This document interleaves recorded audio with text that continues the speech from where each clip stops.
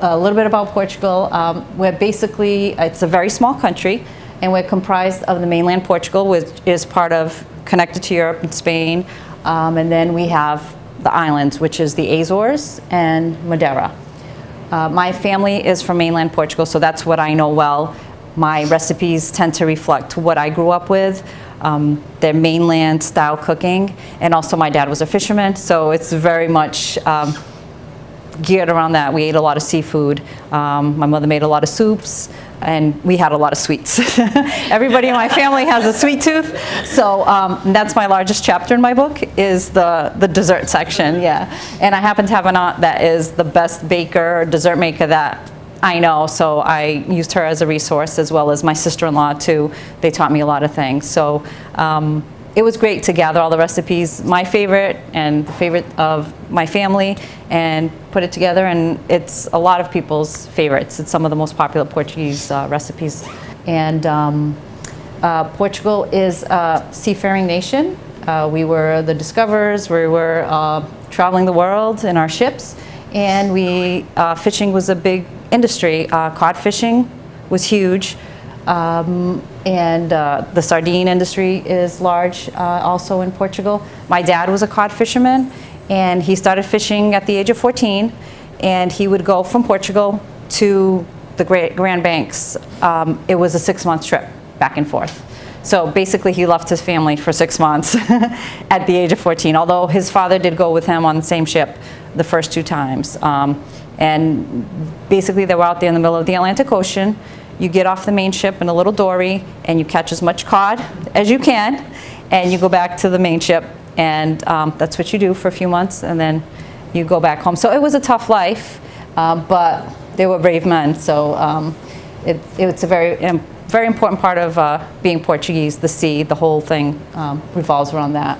And way back, we were a major empire during the days of exploration in the 1400s, 1500s. We discovered a lot of the world. Like I put a little quote, said centuries ago, Portugal helped discover the world, and I think only now we're finally discovering, the world is discovering Portugal. And here's a few of the things. From the days of exploration, there were some influences, culinary influences. Some we had, and then there was other things that we brought back to Portugal from our travels. Tempura, you almost usually think of Japan, but it was actually Portugal that introduced it to Japan. And those are tempura green beans, one of my favorite snacks. And it was us that taught Japan about the tempura. And we introduced tea to England, which is pretty surprising. I was surprised to hear that myself. Feijoada is very popular in Brazil, and we introduced that to them as well. And on the contrary, we got piri piri from Africa, which is that hot sauce, that, you know, that spice that we put in our foods, cinnamon from Asia, and coffee from Brazil and Africa. And if you go to Portugal, you'll see that coffee it's a way of life. Like you have coffee in the morning, in the afternoon, at night, and it's some of the best coffee you'll ever have. And we had great coffee coming from Brazil and Africa. And to this day, we still have amazing coffee, and it's a very important part of the daily life there. Unlike America. No, here it's important too, but there it's worse. There it's much more. And there's just a little bit about the Portuguese culture. We are very close, our families are very close and tight-knit. The daily life revolves around food. If you go to Portugal, like you're having one meal, and as you're finishing that meal, you're already talking about the next meal. Like you're having breakfast, okay, what are we doing for lunch? You're having lunch, okay, what are we gonna do? Because we have this snack time between lunch and dinner, because Portuguese don't eat enough, so we have to add in another meal. So we have this out of the lunch, which it sounds like lunch hour, but it's actually a snack, afternoon snack, 4 or 5 o'clock, where you have your coffee or like some kind of refreshment, and you can have a small sandwich, or you have one of our many delicious pastries. That's a very important part of the day as well. And then dinner tends to be very late at night, 9, 10 o'clock. I mean, I've even eaten at midnight there, but it's just the daily life revolves around food. But you walk a lot, so. And then, like I said, coffee is a very important part of the Portuguese daily life as well. And being Portuguese, I was lucky to have a lot of homemade hearty meals that my mother made. It's a very important part of also the daily life, and I continue that tradition at home. I don't eat out very often. I like to make my meals at home for my family and for myself, just like my mother did. Her soups, her stews, her seafood dishes. I try to continue the traditions, and I hope that the new generations will continue with, you know, my book and other books that are also written in English for the sons of the immigrants.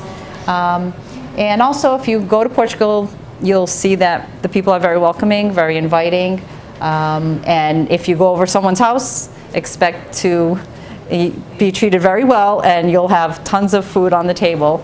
And you've probably experienced that here if you hang out with Portuguese friends or if you're in a Portuguese family. That's just how we do things. And Portuguese cuisine is actually very simple. We use very common ingredients that you tend to have at home. Olive oil. This is a lot of the ingredients my mother, she always cooked with these, and they're like the base for a lot of my recipes. If you have this at home, you can do a ton of the recipes I have in my book.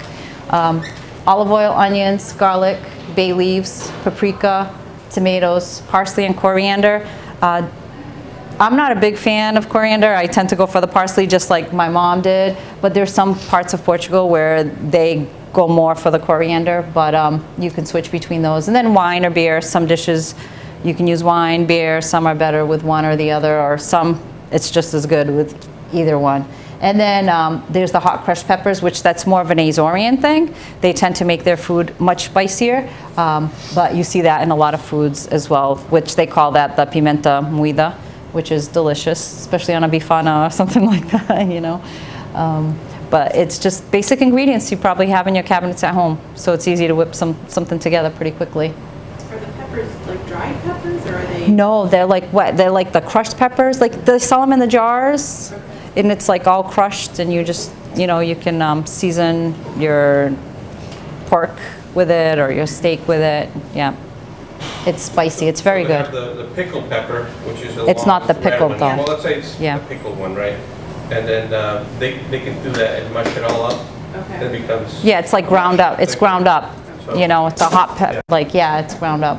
You can find it in most of the Portuguese stores have it here. Stores, yeah. You can find it. They call it pimenta moída. That's how it is in Portuguese. And this, some common foods that you'll find in the Portuguese home and in my recipe book as well. There's cheese is very important in Portugal. Fresh and cured cheese. Fresh cheese is very, very popular in Portugal. It's served as an appetizer. You can make a meal out of it. I have it for breakfast sometimes when I go there. I like to buy some and have it with a fresh popsic, the Portuguese bread roll. And then the Azoreans commonly serve it with that hot crushed peppers. They'll serve it with that on bread. It's delicious as well. The continentals, the mainland, mostly it's just with the bread. We don't really serve it with that. Is that like a goat cheese? It looks, yeah, it's the fresh. It's white. It's the white. Yeah, and it's usually very wet. It comes like usually with a liquid. That's the way I make it at home. It's just very simple ingredients. You just need milk. You need a coagulating agent, which I use the rennet powder, and then a little bit of salt. And then you just you stir it all together. You let it sit. It coagulates. You put it in a mold. You refrigerate it, and also you have to drain the water.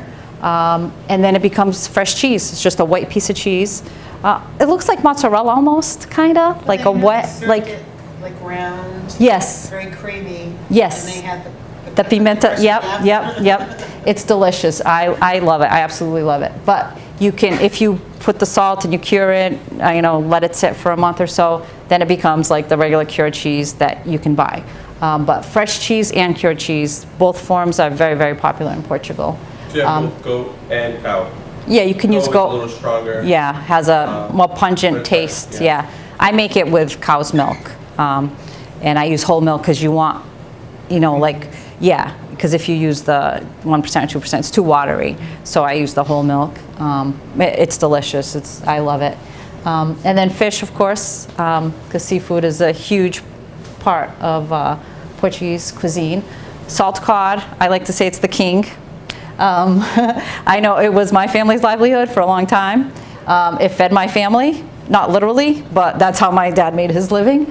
And my dad, when he wasn't fishing for cod for 6 months, from May to October or November, when he was back home, he was fishing for sardines. Those go out overnight and come back, and those are the most popular fish that you will find in Portugal. And unfortunately, sardines, the stock is very low. It could be, they're not sure, it could be environmental, it could be overfishing. It's probably a combination of both of them. It's sometimes you can't find fresh sardines, because that's a big thing, like when you're in Portugal, to have the fresh sardines. They grill them. I don't know if you've ever had it. I know some people like make a funny face when you say sardines, but it's not the sardines in the can. It's the large ones, and you grill them, and they're absolutely delicious. And they're very, very healthy because of the omega-3s. And I'll be honest, my mother, that's her favorite food. And she's 88 years old, and she still does all of her financing. She still does her driving. She goes grocery. She does everything at 88. And she tells me that her mother would make a different meal, a meal for the family. My mother would go and put on the charcoal grill and grill sardines, because that was her favorite food. So I believe that the omega-3s have, I'm not like a nutritionist, but I see it with my mother. I think her longevity, it has a lot to do with her diet. The other seafood that's very popular is octopus, lobster, shrimp, clams, limpets in the Azores. My dad being a fisherman, we had seafood all the time, because he would come home from fishing and bring home fish, so we were very lucky. Then meat and poultry, pork is big. Then beef, chicken, rabbit, and goat dishes are also very popular. Yes. What's a limpet? A limpet, it's actually like a mollusk. Yeah, and it attaches, it's like from the sea, and it almost looks like a barnacle, but it's not a barnacle. Like, I guess it's more like a snail, I think. But they eat that in the Azores. It's like a shellfish type thing, like I would compare it to. And I think they grill it or put it in the oven, and they put olive oil, garlic, and it's actually very good. But that's what it is. They call them lapas. If you see it in Portuguese, it's called lapas. But you don't see those in mainland Portugal. You just see them in the Azores. I've never seen them in the mainland. We have more of the little neck clams, but they're not even like the little necks you see here. They're different, but they're also very good.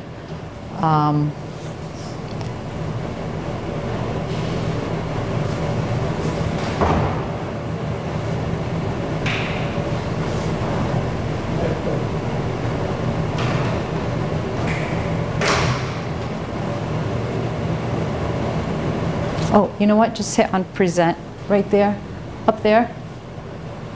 Right here, up top. Right there, yeah. Okay, perfect. And then desserts. Desserts are huge in Portugal. We the thing is, Portugal's small, but every region has their own traditional pastry, which is pretty amazing. So we have hundreds of different pastries. There's a lot of egg yolks used in pastries, and what they say is that goes back to when the nuns, they used to starch their clothes, and they would use the egg whites, so they'd have a lot of the egg yolks left. And then also it was used in wine production, the egg whites. I think it helped to remove like impurities from the wine. So they were left with egg yolks all over the place. So like every dessert, like my husband says, like everything's made with egg yolks, and it is, you know. But so hopefully you like egg yolks. But you see it used in different ways in a lot of the pastries. Soups are huge in a Portuguese home because it's very economical to make a pot of soup, and especially if you had a garden or if you were from the farm, just get things off your garden and make a big pot of soup, and it would last you for days. You get a few meals out of it. My mother still did it here. You know, she'd make a pot of soup and we'd have it with a sandwich, and it'd be a meal, and we'd have it a few times. Beans are very popular, the white, the red, and the fava beans. I love the fava bean stew. I don't know if you've ever tried that, but it's delicious. I also love the red and the white bean stew. Side dishes, Portuguese love potatoes. One of those. I like them fried. I like them boiled. I like them punched. We have the punched potatoes. I don't know if you've ever had those before, where they're roasted, and then You drizzle them with olive oil and garlic, and then you actually punch them as well. But they're delicious. They're delicious. They're delicious with anything, but commonly served with octopus or salted cod. And then rice is popular, and greens like the kale and the collards are very, very popular, like kale soup. Why do you punch the potatoes? It's Tender or something? they just, I don't know, I think it like gets the flavor, like when you pour the olive oil and the garlic, like it gets in there. It's delicious. Yeah, it's very good. And then bread, of course, you know, that's what kills me when I go on vacation to Portugal, because you go to the grocery store and they make it fresh and you smell it and you just have to, you know, go and get a couple dozen. But, and then obviously when you go out to eat, you know, all the bread is everywhere. It's delicious. So that's, in a nutshell, you know, a lot of the important things in the Portuguese cuisine. And so here I'm going to talk about each of those separately. Cheese, like I said, it's made with, the fresh cheese is made with milk, salt, and coagulating agent. This is that white cheese, that soft cheese that we were talking about. So then when you make the fresh cheese, you have some of the cheese is left over, the little pieces of cheese, and you make this thing called requeijão, which is similar to a ricotta. It's like a soft cheese. And then you have the cured cheese, which is basically the fresh cheese treated with salt and then stored for a little while, and then you get the cured cheese. And some of the most famous cheeses in Portugal are queijo de serra, São Jorge cheese, which you can buy here. You probably see it everywhere here. Azeitão, which is from the mainland. And this year, I actually went to the Moro factory, Queijo Moro. It's actually a fairly new cheese, but it's becoming very popular, and I guess the company's growing pretty quickly. And we were in Faial in the Azores this summer. We got to stop there and see it, and it's one of my favorite cheeses. It's delicious. And then back to fish. One thing that the Portuguese do when they eat their fish, they tend to eat them whole. And I know some people are not used to that, but when my mother served my fish, it was with its head on, with its tail, and the bones in it. That's how we ate it. It's usually not filleted. Not that we don't eat fillets, we do. But typically it's the whole fish. And I know for some people, if you're not used to that, it's not easy. And we boil it, we fry it, we bake it. We do it every which way, and I love it every way. Even just boiled with boiled potatoes and some green beans and olive oil and a boiled egg. My mother used to make that often. I loved it. I loved it. So like I said, the salted cod is king, and it's a staple in every Portuguese home. Honestly, like I have to have salted cod in my freezer because I feel like if I don't, like something's missing, so I have to go get it right away. Salted cod requires desalting, which takes a couple of days. You have to change the water to get rid of the salt. But I usually desalt it and put it in the freezer, and then when I want it, it's ready. I just defrost it and I cook it. And then the sardines, they used to be very abundant, like I said, in Portugal, but now the stocks are low. So there's been some restrictions imposed. And a close second to the sardine is the mackerel, which is also popular, and that's what they suggest people should eat now in Portugal as opposed to the sardines because of the low stocks in sardines. And then other popular fish are bream, grouper, monkfish. If you don't like fish bones, monkfish is wonderful. Like for a fish stew, I love fish stews. And the thing is about fish stew, depending what fish you use, because like I said, the Portuguese use the whole fish, you know, we cut it up, but you have to be careful with the bones. Monkfish does not have bones, it just has cartilage, so it's great for fish stew. I have a recipe in my book and I use the monkfish. You can switch it out to a different type of fish, but if it's someone that is not used to eating fish bones, monkfish is delicious. So hake and whiting, and so we do it all different ways. They do it like they'll grill. In the summer you can go and have like a nice grilled fish with just boiled potatoes and broccoli, and it's delicious. It sounds very simple, but it's very good. It's very good. So this is just an example of some cod that I made. I actually boiled the cod in this picture, but I try to spruce it up a little bit by sauteing some onions in olive oil and then just putting it over it because I love my cod with onions. It's just delicious. And then those are the punched potatoes right there, and they taste really good with cod. And then, so that's just a normal boiled egg, green beans, and carrots. And that's a typical cod meal in a Portuguese home, which I ate probably like every week growing up. You can't have potatoes, you can do chickpeas or black Yeah, chickpeas, also very yeah. good. I You alternate. sprinkle oil on, it tastes good. Yeah. Cod is often, boiled cod, my mother sometimes would switch it up. Instead of having potatoes all the time, you just boil some chickpeas or some black-eyed peas, and it's just as good if you don't want to have potatoes every day, because you could. And this is the grilled sardines. This is what I was talking about. They're grilled whole. They're, they're the larger ones. They're not the little canned ones. And they're nothing like the canned ones, and they're wonderful. They're very, very good. And when you walk through Portugal in the summer, that's all you smell is grilled sardines through the streets. And here's just the typical, when you go out to eat to a marisqueira, which is a seafood restaurant, that's what they call them. You get a whole host of things. You get the shrimp, and that's like a crab dip that they make. You get the little necks and mussels. And it's just an abundance of seafood. And then meats and poultry. Obviously, if you're more from the interior and if from a farm, they tend to have more of the meats. I was from a coastal town, so we had more of the seafood dishes. But the roasted suckling pig, leitão, is very popular. That's where they roast the whole entire little piglet. But that's a very traditional dish in Portugal. I personally am not a fan, but it's a very traditional dish.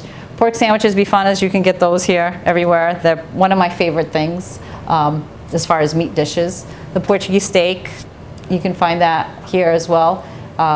Served with a delicious wine sauce and then topped with a fried egg, usually served with French fries and rice. One thing, like when you go to Portugal to the restaurants, like so many things are served with French fries. It's hard to get away from it. Sausages are big. We have linguiça, chouriço.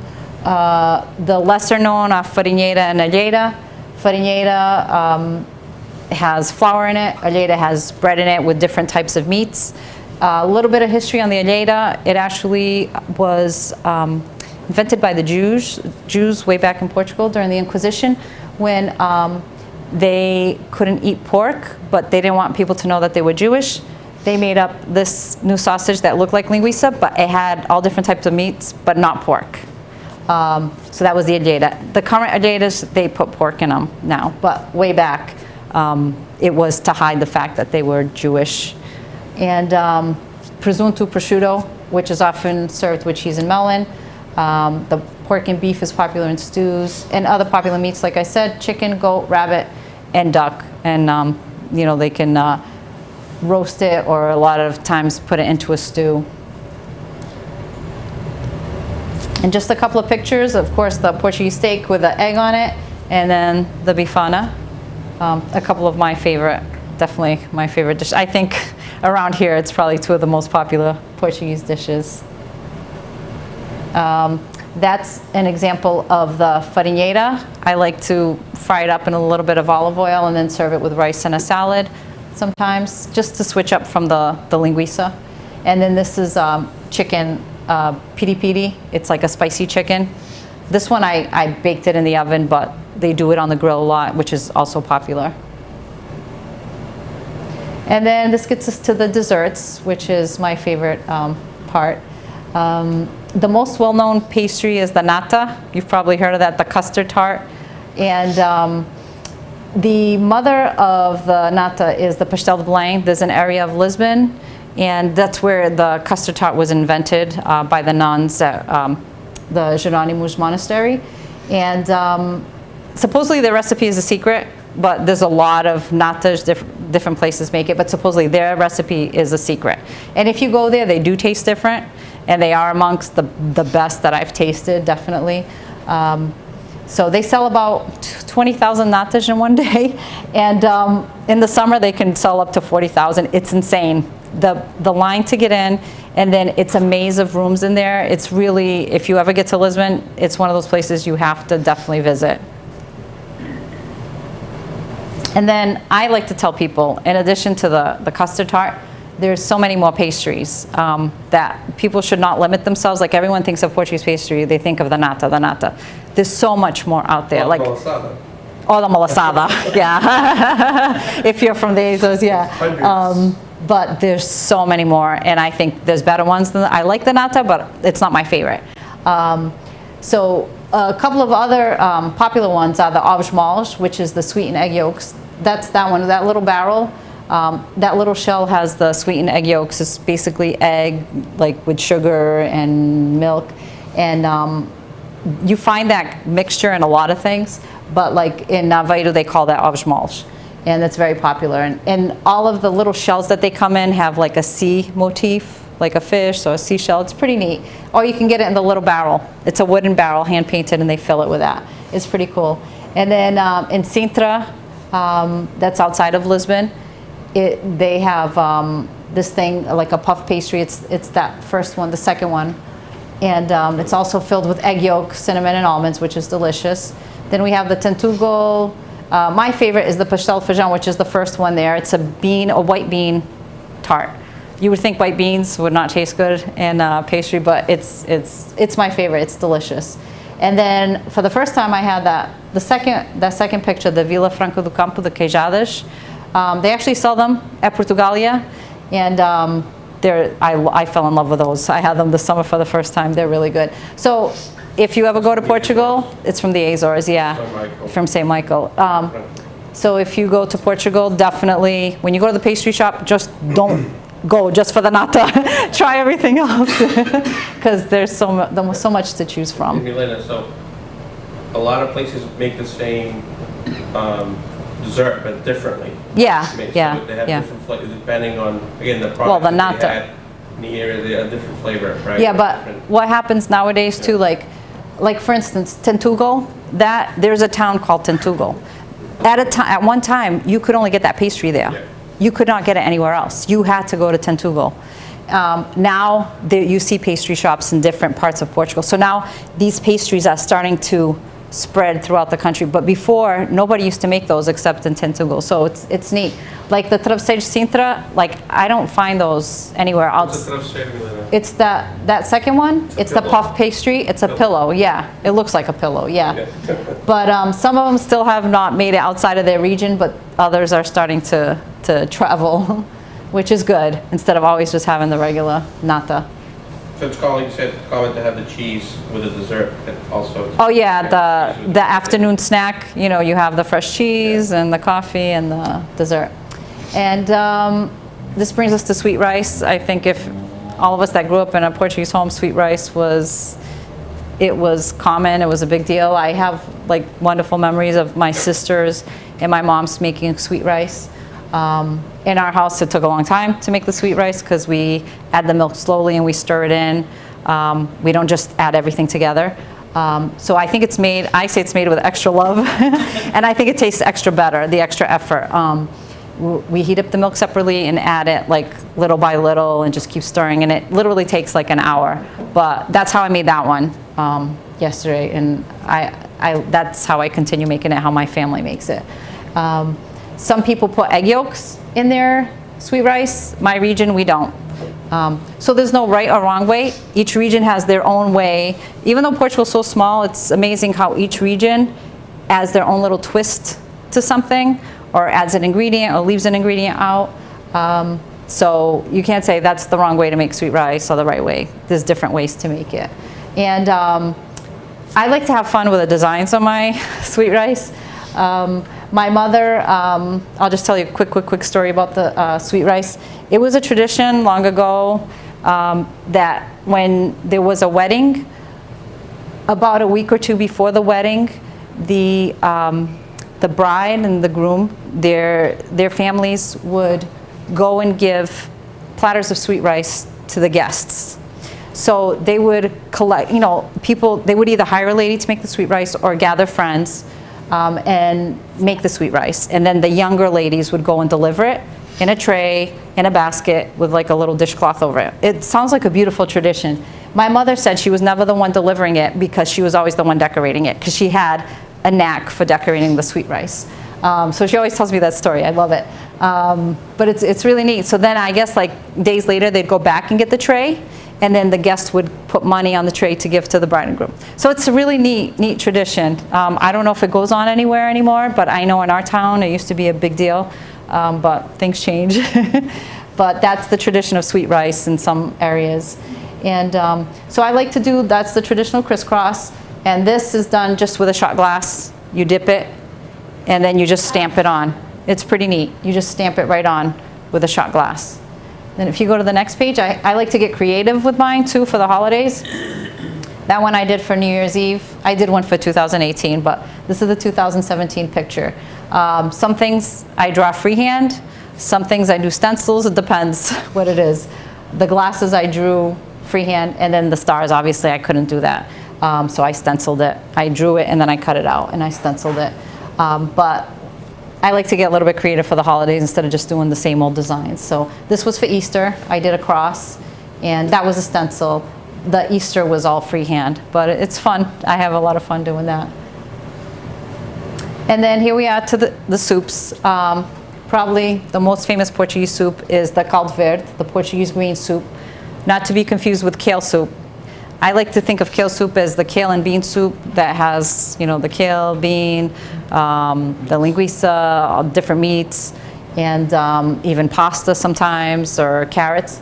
But caldo verde, the traditional caldo verde, is nothing more than the greens, which traditionally it's more of a collard rather than a kale, although people do use kale.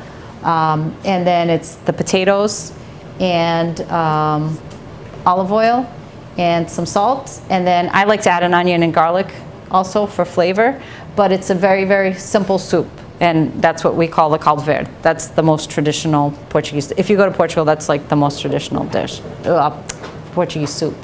And it originated in northern Portugal. And also, the other thing with caldo verde, the greens are traditionally cut very, very, very thin. They're not cut thick. It should be very thin to be traditional caldo verde.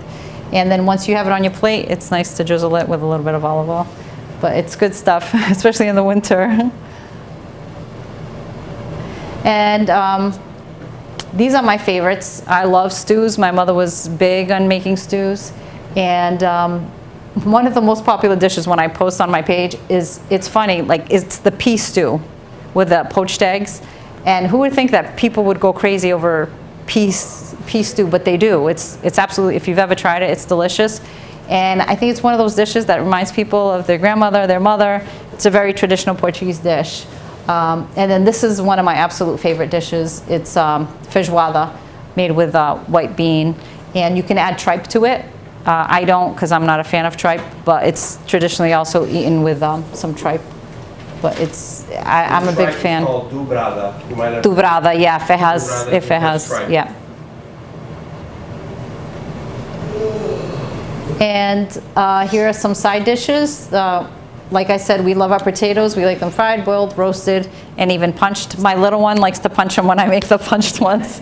She's good at it. It's fun. And then rice, and then a lot of the greens, the kale and cabbage are also popular. These are the punched potatoes, so you'll see like it's crushed a little bit, and you can top it with a little parsley as well, and it's really good. At what point do you punch the potato? When you take them out of the oven. Yeah. Just let them cool just slightly. Sometimes I use, if they're still hot and I'm ready to punch and I just want to punch them, I get like a dishcloth and I kind of cover it and then I just punch it. Or you can wait a little bit longer. Explain how would you, let's say you have 12 potatoes. How would you prepare them to cook? For the punched potatoes? Yeah. Yeah. All I do is I lay down a bed of sea salt. And then I wash the potatoes well. It has to be I like to use the golden ones, the little ones. I don't like them too little. I like them maybe about that size, but it's whatever you like, you know, but I like, you know, not too big, like a medium size. And I wash them well, and then I poke them with a fork, because otherwise they'll burst. And I lay down the bed of salt in a roasting pan, and then I place the potatoes on the salt, and then I just kind of roll them a little bit so they get the salt on top, or you can sprinkle the salt on top. And then they go in the oven. They roast in the oven, and I think it's like 50 minutes or so, I forget. And then I take them out, and in the meantime I saute garlic in olive oil. And when I take out the potatoes, I punch them, And then I put the olive oil garlic mixture on top, and you can add some chopped parsley, and it's absolutely delicious. It's so good. It's so good. I love it. It's amazing. Easy, Yeah, it's so easy. Like you can whip that up in no time. And it tastes so good. That's the thing. And it tastes good with anything, fish or even meat. Do you put them back in the oven after you put You the can. oven on? You can. Yep. There's a few different ways. Some people even boil them first. I don't. Like I just roast them. You boil them to speed up the bacon You process can, especially if they're bigger. Yeah. Yeah. But you don't have to. You don't have to. You know, especially if they're not that big. But you can. The last time I made them, like we weren't ready to eat yet, so I did put them back in the oven a little bit. And some people do that. So, but it's really One good. thing is the olive oil and garlic going through the nooks and crannies of the thing. Yeah, like when you crush it, like when you punch it. Yeah. So, yeah. Yeah, I know. Tastes even better. If you're like, a lot of anger. in you. Yeah, exactly. No, I know. It's like you get your stress out. It's probably one of the easiest dishes to do, really. Yeah. It's so simple. It's just simple Side dish, ingredients, okay. you know? Yeah. And then that brings us to bread, which most Portuguese eat bread with meals. I try to avoid it personally, but I could eat it with every meal, but, you know, I try not to. The popsticks around here are like the most popular. You can get them all over, you know, Fall River and New Bedford at the bakeries. They call them the Portuguese pops. Portuguese cornbread is also very popular in Portugal. You can find some here as well. It's made with some corn flour and regular flour, and it's often served with fish. It goes very well with fish, especially sardines. Then there's the sweetbread, which tastes good with coffee, and it's made different ways. The Azores have the airier sweetbread, which is the massa cevada. Where I'm from, we make a heavy sweetbread. It's a denser variety. They're both good, you know, they're both delicious. And then one of my favorites is meat bread. There's bread that is made and it has it can have different types of meat, like the little pork slabs. You can have linguiça, chorizo in it, and it's absolutely delicious. We make it at Easter, like the northern region of Portugal. There's an area called Chaves, a town called Chaves, and they have a folhado de Chaves, which is their Easter bread, and it's a meat bread. And I learned how to make it from my sister-in-law because she's married to someone that's from Chaves. And it's just, you start eating it and you just can't stop. It's so good. But it's one of my favorites. And that's just an example of the popsticks. And this is the cornbread. I make it how our region makes it, which it tends to not be very high. It's a little bit flatter. The crust is very crusty, and then the inside is very moist. I love it. It's delicious. Is it a yeast bread or is it like a quick bread? No, it's a yeast bread. Yeah. But it's like partly corn flour and part like regular flour. It tastes different. It's really good. And then fried, it's delicious. If you fry it in a little bit of olive oil, it's really good. You don't really like olive oil. No, I don't like olive oil, no. One thing about Portugal, you didn't hear much about it like 10, 20 years ago. I like to say, está na moda, it's in style right now. Everybody all of a sudden wants to go to Portugal. If you look at the internet, it's like the best destination is Porto, Lisbon, Portugal's everywhere. I read an article said that Portugal's very photogenic. And honestly, I think part of the reason Portugal's become so popular is because pictures speak volumes, and people didn't know what Portugal looked like, and now they do. So we have a rich culture and history. It's a very safe country to visit. I never felt threatened. I've been going there since I was small. I never felt threatened, never had any incidents. The locals are friendly. It's affordable, although it's becoming more expensive now with the influx of tourists. The plane trip is very expensive, unless you want to go through like another country. But if you want to fly direct, you don't have too many choices. Although Delta is going to fly out of Boston this year now to Lisbon. SATA, right? It's SATA and TOP. Now TOP started a couple of years ago. Now this year, Delta's picking up Boston, Lisbon, because a lot of people are going now. So now they're adding that flight. Competition is good. It's good, yeah, but I mean, we paid a small fortune just in flights last year. And then we have a lot of natural beauty. The Azores, very green. It's just amazing how green the islands are. I don't want to speak badly about Greece. I love Greece. I've been to the Greek Isles, but if you compare the Greek Isles to the Azores, I mean, the arid and dry Greece compared to like the St. Michael and Pico, like they're so green. Yeah, it's amazing. And yeah, and a lot of people, we met a lot of people while we were there in the Azores this summer, and a lot of people going there like to hike. They like to go for, you know, the trails and the natural beauty, so it's beautiful. And then the water is amazing. Just ask my husband. He was like, he loved the water. And we have beautiful beaches. And then this is just my book. I took this picture in Porto. It's my favorite city in Portugal. It's in a part of northern Portugal. And it's where you find the port wine cellars, the only place in the world where you can go to a port wine cellar. And they're all on there's a town called Gaia. It's across the river from Porto. And we stayed at a hotel that's right there, right near all the wine cellars. And it's one of my favorite places to visit. So if anyone ever goes to Portugal, if you've never been, that's definitely should be on your list. But that's about it. It's the second biggest city in Portugal. It's not only Lisbon, Porto. Yeah, it's the second largest city. Yeah, but it's very different from Lisbon. It's very different, very, very different. Like I think of Lisbon as very grand. Porto's more quaint. It's smaller. It's warmer. Lisbon, it's colder. I find. Not the temperature. Not the temperature, the people. The people. It's actually reverse. I mean the people. Like, you know, Lisbon's more like the city. Everybody's like going on their, you know, on their merry way. Where Porto, I've had some amazing experiences where I've asked people for directions and they practically take me there. Like they go out of their way to help you. They're super friendly there. It's a very, very friendly city. So I recommend going there if you ever go to Portugal, definitely. But that's about it. If you have any questions, I'd be happy to answer them. Or, you know, if you want to try some of I brought some sweets. Because like I said, I have a sweet tooth. I have something sweet every day with my coffee.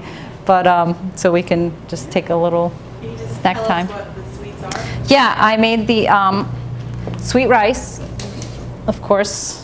That's one of my favorites. I like it warm though. Usually when I have it at home, I like to warm it up. Like a pudding consistency? It's kind of like, yeah, it's like a rice, they call it rice pudding too. It is like a pudding consistency. But I like the best part of rice pudding, they say, the Portuguese, is scraping the pot when you finish making it because it's warm and it just smells so good because in mine, I put lemon peel and the lemon mixed with the milk. It just smells delicious, yeah. It's very comforting, but I definitely recommend warming it up. It's a different experience. These are the cavacas. These are they call them Portuguese popovers. They're like a regular popover. The batter has no sugar. The only sugar is on the icing. And you can control. Here I put more icing than normal because it's for outsiders, but if I do it for myself, I put less icing. So you can control how much sugar actually is on it. And it tastes great with coffee, of course. Everything tastes great with coffee. Because I love my coffee. My coffee, I know. No, ask him how much I love coffee. I have to have my afternoon coffee every summer. Like when we're vacationing in Portugal, if we're like in my hometown, I know where to go for coffee, but like if we're like in a different city, he has to go find a coffee shop with a view, hopefully, for me to have my coffee. It's fun. Is it just regular coffee, or do they have like... Well, I normally have the latte. Like they call it a galão, which is an espresso with hot milk in it, that frothy milk. But occasionally I'll have an espresso if I'm feeling like really tired, or if it's late at night and I need like to get fueled up for the night, I'll have an espresso. But usually I have the latte. But they have so many different it's actually confusing, like choosing a coffee in Portugal because they have so many different kinds. But like I said, it's part of like your day. I mean, there's people that go for the espresso in the morning, they have it in the afternoon, and they have it at night. Like they have 3 or 4 a day. It's insane. I know, that's the life. And then this is just the almond tart, which for me, I find that this dessert is very underrated. It's one of my favorite desserts. It's actually I started making this dessert and taking it to parties, and my friend would be like, and then when there was other parties, I'd be like, I'll bring a dessert. They're like, please bring the almond tart. And even the kids would like eat it. It's so underrated. It's something you don't see that often, but it's delicious. It does have nuts, almonds, so if anyone's allergic, hopefully not. But yeah, but that's what I brought. So if you guys want to try it out. Thank you. Thank you.